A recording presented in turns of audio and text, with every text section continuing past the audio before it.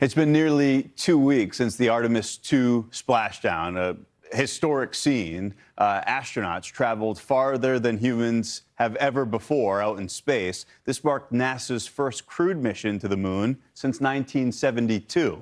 And now, after a successful return trip, all eyes are on the next one, Artemis III. On Monday, the Artemis III moon rocket, its core stage was rolled out of NASA's Michoud assembly facility that's down in New Orleans, and the rocket is currently en route to Kennedy Space Center. They'll be stacking that thing in the VAB. The first two Artemis missions setting the foundation for a permanent American presence on the moon. So let's chat more about this amazing program and what's to come. NASA flight director Fiona Antkowiak was one of the 9 flight directors assigned to the Artemis II mission, and she joins us now. Fiona, congratulations. It's wonderful to have you with us. I mean, we were staring at this like everybody else in this country for weeks. Let's go back to the beginning. When the SLS cleared the tower, this mission was in the hands of you and your team there in Houston. What was that moment like?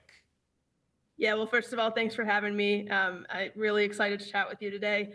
Artemis II was super exciting. It was the first moon mission I've had a chance to work in mission control, and seeing SLS safely launch with our 4 friends on board was really exciting. It also meant that we had a lot of work in front of us. And so I think for us, it was a moment of joy. A lot of work had gone into that. And it also was a moment that we really buckled in and said, okay, our job is to get them home safely now. It's funny that you said the word work, because I'm thinking about this, and I know this is literally what it is for you. You're locked in, you're focused. But this whole thing, from that moment until splashdown and even beyond, had to have been surreal. You sent human beings back around the moon. Did you have a favorite moment in all of it? I had a lot of favorite moments. And honestly, seeing the way the public reacted and got behind the mission and connected to it was super cool. So first of all, thank you to the public for your interest.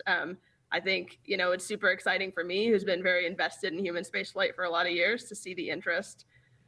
As the crew flew by the moon on flight day 6, I was sitting on console shadowing the main flight director, Jeff Radigan, before I started my shifts the next day, and just hearing the crew describe what they were seeing and some of the features of the moon. That was probably my favorite moment, just hearing their excitement about that and recognizing that we're going to go land people on those features they were talking about in the next few years was really exhilarating. Yeah, the amazing pictures from the spacecraft itself, some casual videos from iPhone on a spacecraft that's 4,000 miles off the surface of the moon, just wild.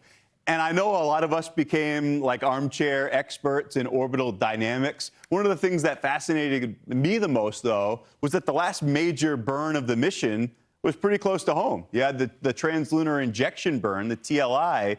In a sense, you're coasting to the moon and back after that. Can you explain what that moment was like? Yeah, absolutely. So the return, the trajectory we were on, was called a free return trajectory, which meant, as you explained, that once we did that burn to the moon, called the translunar injection, other than a few corrections, that the Artemis II mission was coming back to Earth. That was on purpose for this test mission.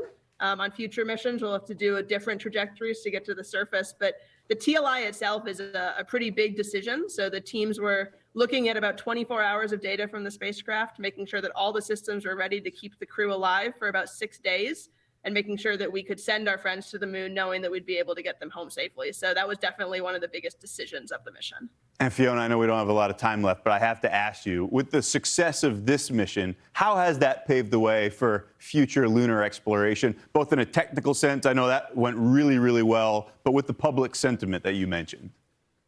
Yeah, it was super important that this went well. We had a few technical issues that will go work. It was a test flight. We learned some stuff, but I think we set a really good foundation for flying humans in this vehicle. We'll do it again next year on Artemis III to test dockings with the landers. And then in 2028, we'll go to the lunar surface. And so I hope the public support continues. It was super exciting to see, and we're excited to make more moments like this and share them with the world. So needless to say, big things happening over at NASA. That's NASA Flight Director Fiona Antkowiak. Amazing work. Thanks for being here with us on Fox Weather today. Thank you.